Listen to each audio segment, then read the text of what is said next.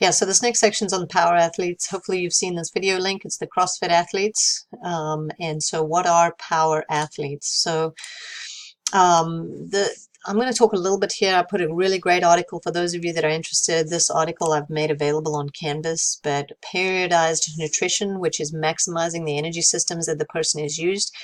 Periodized nutrition is defined as planned, purposeful, and strategic use of specific nutritional interventions to enhance the adaptations targeted by individual exercise sessions or periodic training plans, or to obtain other effects that will enhance performance long term. So here's some examples. Training low. So low carbohydrate availability equals a regulation in gene transcription. Lower muscle glycogen equals greater protein synthesis. So the idea behind this, if I don't have a lot of carbohydrates, I have gene transcription that occurs, and I ultimately generate a greater protein synthesis response. Again, if you read that article, it's going to give you some more information. Train in a fasted state. So you often hear this. Increased muscle oxidative capacity, increased intramuscular fat utilization, and regulates blood sugar. So some of the articles talk about that. So if I increase muscle oxidative capacity, that means I increase the ability to utilize oxygen, increase my ability to burn fat. This is the idea behind training during a fasted state. And then the last one is your ketogenic diet. You have increased fat metabolism, but no effect or decreased effect on performance. So that periodized article is going to give you a little bit of information on there that hopefully will be helpful, but those are some examples. So power athletes are looking for strength and they're looking for speed. If you watch the CrossFit, that's what they're looking. I'm looking for strength and I'm looking for speed. So they need both the anaerobic and the aerobic. So when they think from a nutritional standpoint, they have to fuel both of these systems. So be thinking creatine, be thinking glucose, and be thinking protein in order to supplement what they're already doing. Just an interesting thought here. Why would an athlete take sodium bicarbonate? The idea behind this is you have increased release of hydrogen ions when you exercise, and those hydrogen ions combine with carbonic acid. Carbonic acid dissociates or breaks up into CO2 and H2O. How much? So the idea behind this is that we can alleviate some of the lactic acid buildup that occurs when we're exercising by taking baking soda or bicarbonate of soda. I again have an article on there for those of you that are interested.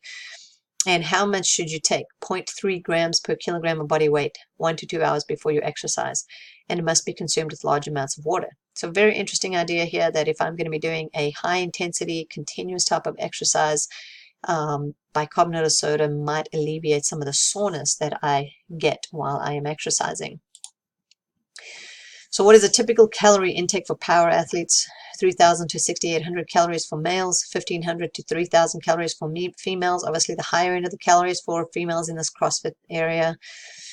And what should be the carb intake for power athletes? 5 to 9 grams per kilogram, 6 to 12 grams per kilogram during intense periods. Why know anything about these numbers? I'm going to give you guys an example and say, here's a gal. This is how much she weighs. How much carbs does she need if she's a CrossFit athlete? I think I actually have it on my next slide coming up here. So in recovery phase, the major goal for recovery is glycogen and creatine resynthesis. All right, and so I did place the article, what does creatine do? So you're going to have coaches, you're going to have parents, you're going to have people that say, I don't need my athlete taking creatine. Read this review, give them some good insight on why creatine is not detrimental to their health, is not going to damage their health. So here's a question that I had. Jane is a CrossFit athlete who weighs 150 pounds. How many grams of carbs should she consume post-exercise? How many grams of protein should she consume post-exercise? So the carb protein requirements for power athletes is 1.5 gram per kilogram within 30 minutes of exercise. So these CrossFit athletes are putting lots of carbohydrates in them. And then every 2 hours for 4 to 6 hours to optimize glycogen is 0.3 grams per gram of protein. Okay, so that's just again a brief highlight of those areas in chapter 9. And if you get a chance to read those articles, there's some good information in them.